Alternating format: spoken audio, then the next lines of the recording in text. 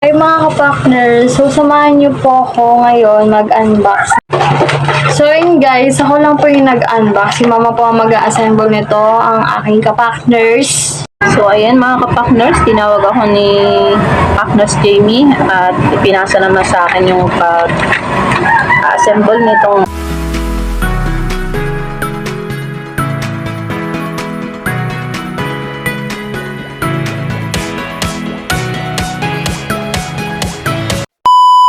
Ay mga ka-partners, so samahan niyo po ako ngayon mag-unbox ng in-order ni mama sa TikTok shop. Ngayon lang po siya dumating. So unbox ko po siya ngayon. Samahan niyo ulit. Ano to? Kitchenware.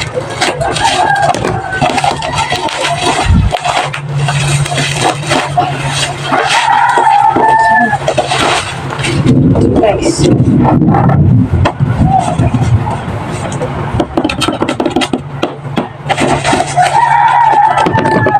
Tingnan natin.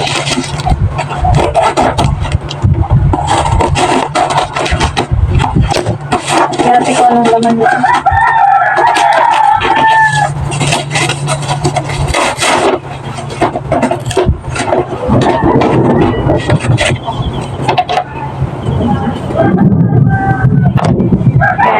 Ito ang laman niya.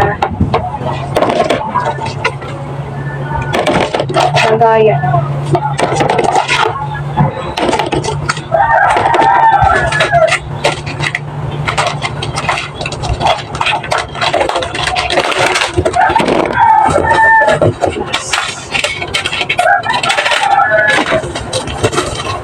Wala na.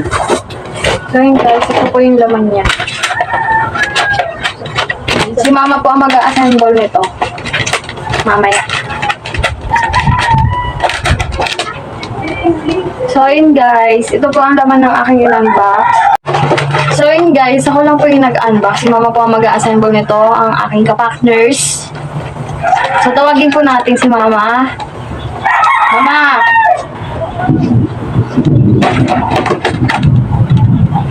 ayan mga ka-partners, for today's video mga ka-partners ay mag-assemble tayo ng kitchenware mga ka-partners na in-order natin sa TikTok mga ka-partners at ito na nga dumating na at in-unbox na ni Partners Jamie at ipinasa naman sa akin ngayon kasi nga ako naman yung mag-assemble kasi hindi niya alam kung paano i-assemble, pero hindi ko rin alam siya mga ka-partners, pero itatry natin na mabuo natin mga ka-partners.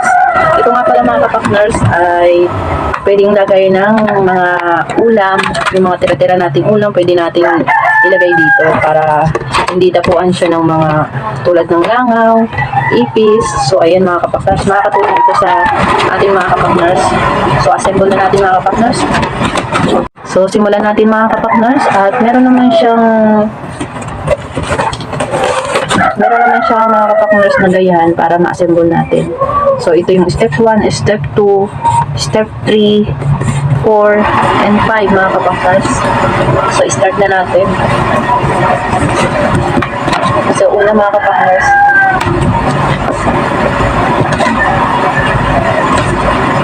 so pare-pareha lang mga ka-partners yung mga ano niya, style niya mga ka-partners.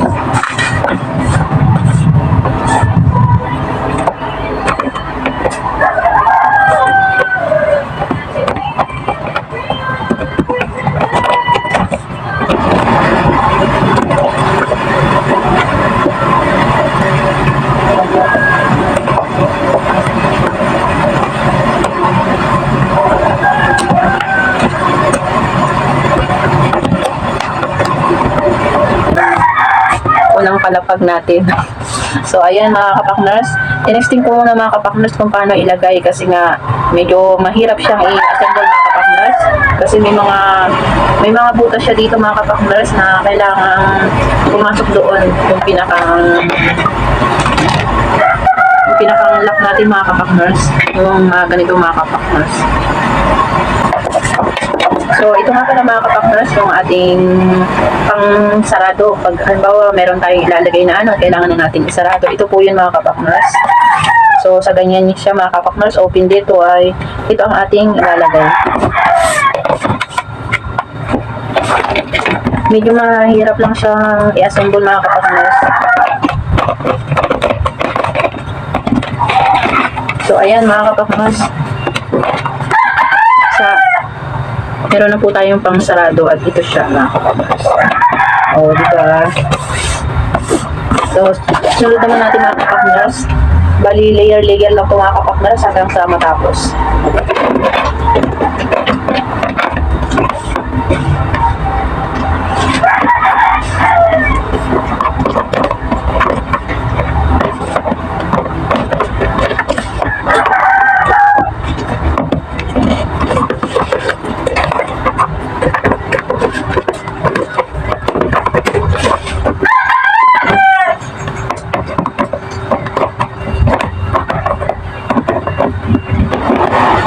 Ang hirap nila.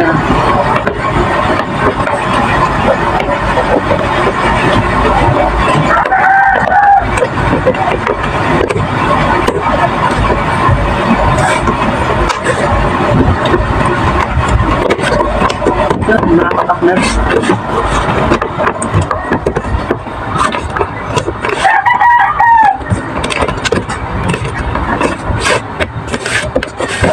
So, ayan mga kapakners, nakadalawang palapag na tayo mga kapakners. Medyo ang hirap talaga niyang ikabit niya mga kapakners.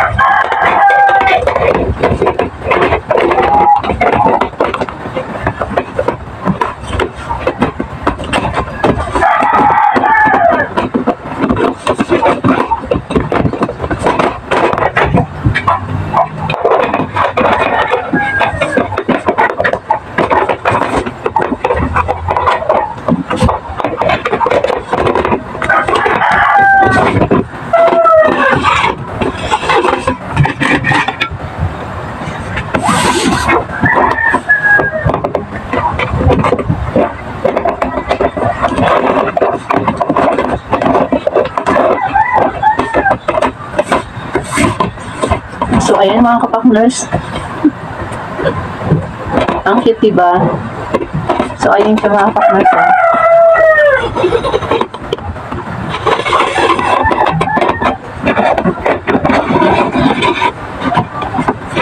Ay, bali, kailangan magtama lang siya sa kanyang daanan mga kapakners para siya makaikot. So, pang ano na tayo mga kapakners? Sunod na layer ulit tayo.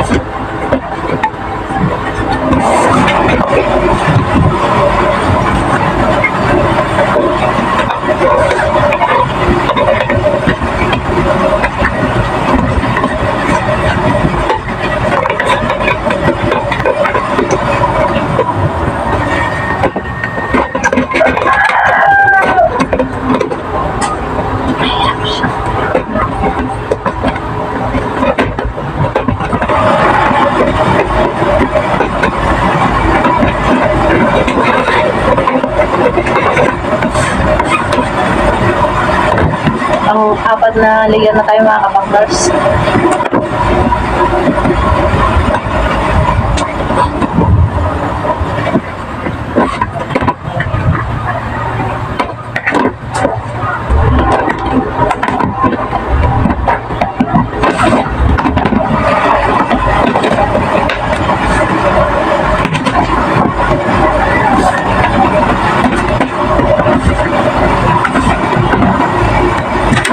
Ating panarato sa ating lagayan ng ating ulam.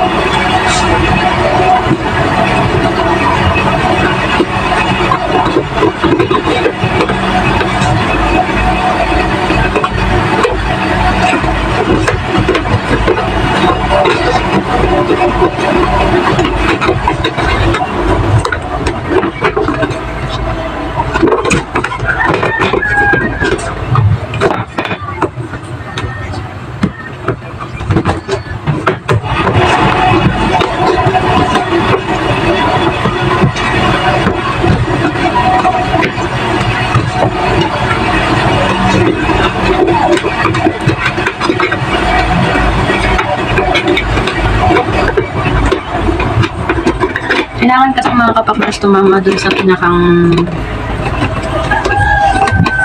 ayan, yun dito banda para makadaan yung meron siyang madaanan dun sa pinakang guhit ng mga kapakners dito sa may loob.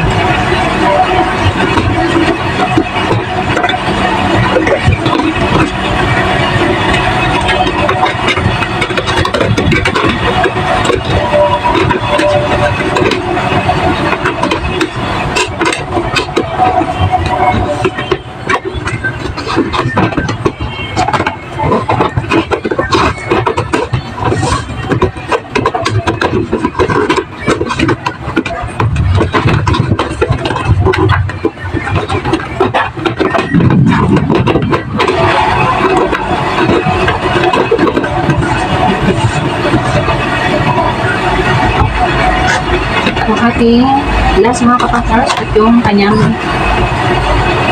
takip niya mga kapakners sa pinakang ibabaw.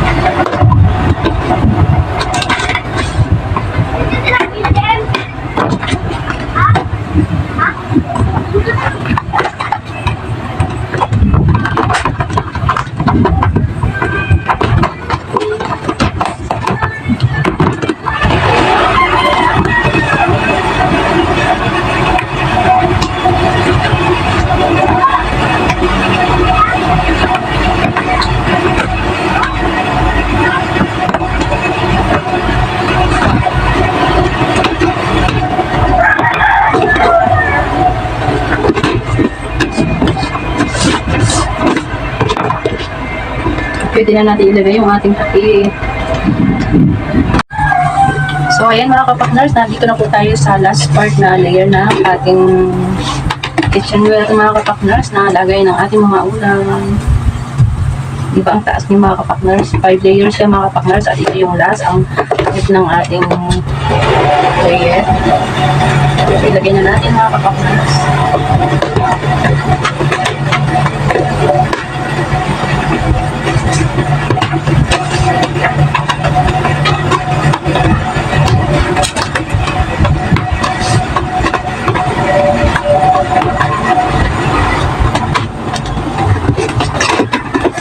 So ayan mga kapakners, tapos na po natin gawin yung ating lagayan na ulam. Para safe ng ating mga natirang ulam, meron tayong pagtataguan mga kapakners. Pwede rin naman natin ilagay dito yung ating mga paso, mga kapakners. Para ma-safe siya mga kapakners sa mga langaw-langaw mga kapakners, sa mga ipis. So pakita ko lang sa inyo mga kapakners kung gaano kaganda ang aking biniling lagay ng ulam mga kapakners. So ito yung mga sarado niya mga kapakners. Yan.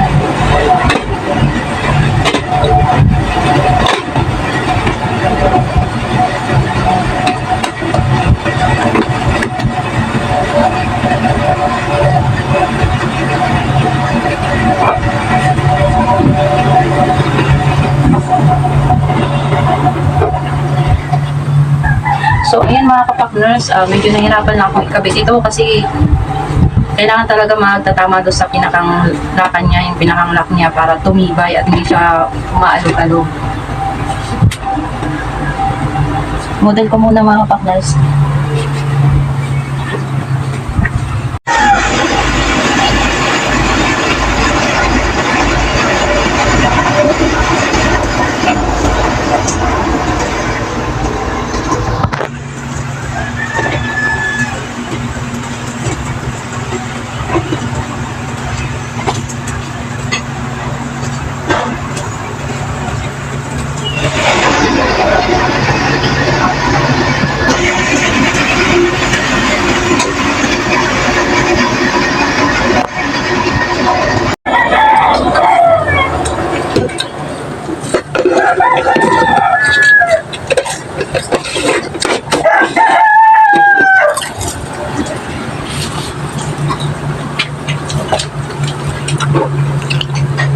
Safe ang pagkain. Very useful.